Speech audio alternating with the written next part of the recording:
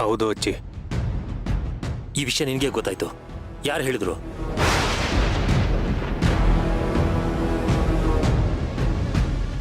ಇದು ನರ್ಸ್ ಅವರಮ್ಮ ನನಗೆ ಕೊಟ್ಟಿದ್ದು.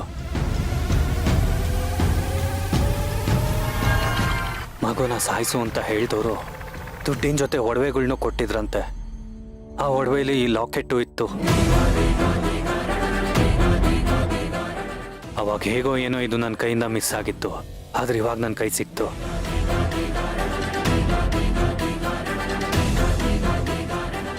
ಇದ್ರಲ್ಲಿ ನೋಡು, ನಂದು ಮಣಿದು ಫೋಟೋ ಇದೆ.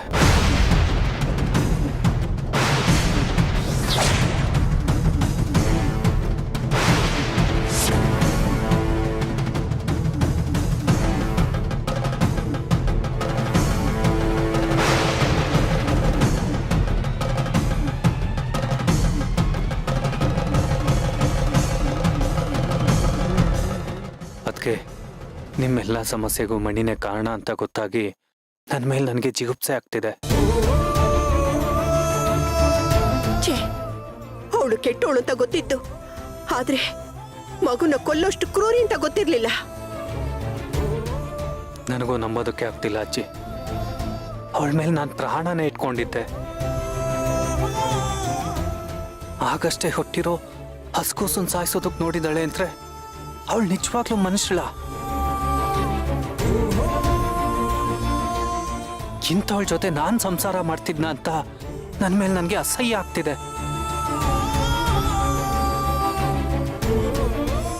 ಅರ್ಜುನ್ ಅದೆಷ್ಟು ಹುಡುಕಾಡುತ್ತೋ,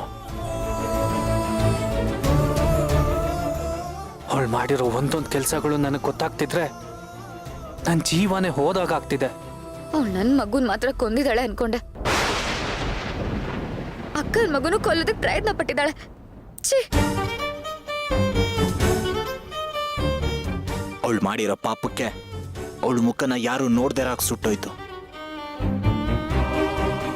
ಯಾರಿಗೂ ಬರ್ದಿರೋ ಸಾವು ಬಂದಿರೋದು ಅವಳಿಗೆ. ನಿಜ ಅಶ್ವಿನ್, ಅವಳು ಸತ್ತೋದ್ಲು ಅಂತ ನಾನು ಅದೆಷ್ಟು ಕೊರಗುದ್ನೋ.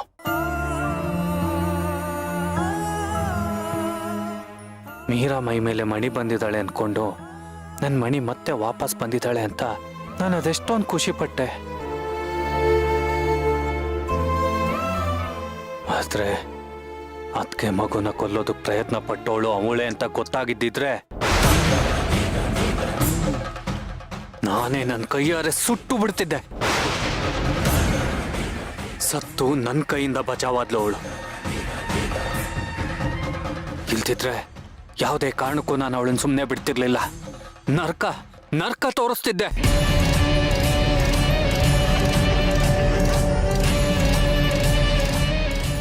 ಅವಳೊಂಥರ ವಿಷ ಸರ್ಪ ಇದ್ದಂಗೆ ಕೊಡು. ಅವಳು ಬದುಕಿದ್ದಾಗಲೇ ವಿಷ ಗೊತ್ತಿದ್ದಿದ್ರೆ ನಾನ್ ಮಾತ್ರ ಅವಳನ್ನ ಸುಮ್ಮನೆ ಬಿಡ್ತಾ ಇರ್ಲಿಲ್ಲ. ಅವಳನ್ನ ಸಾಯಿಸ್ಬಿಟ್ಟು ಜೈಲ್ಗೆ ಹೋಗ್ಬಿಡ್ತಿದ್ದೆ. ಅಜ್ಜಿ, ಮನೆ ಹಾಳಿ ನಮ್ಮ ವಂಶನೇ ನಾಶ ಮಾಡಕ್ ನೋಡಿದ್ಲು. ಆದ್ರೆ ನಮ್ ಕೃಷ್ಣನ ಆಯಸ್ಸು ಗಟ್ಟಿ ಇತ್ತು ಅಂತ ಅನ್ಸುತ್ತೆ, ಅದಕ್ಕೆ ಬದುಕೊಂಡ. ಹೌದು, ಆ ನರ್ಸ್ಗೆ ಮಕ್ಕಳಿರ್ಲಿಲ್ಲ. ಆ ನರ್ಸು ದುಡ್ಡಿಸ್ಕೊಂಡಿದ್ರು ಸಹ ಅವಳು ಮಣಿಯಷ್ಟು ಕೆಟ್ಟೋಳಾಗಿರ್ಲಿಲ್ಲ. ಅದಕ್ಕೆ ಮಗುನ ಸಾಯಿಸೋದಕ್ಕೆ ಮನ್ಸಾಗ್ದೆ ಅವಳೇ ಸಾಕೊಂಡಿದ್ಲು.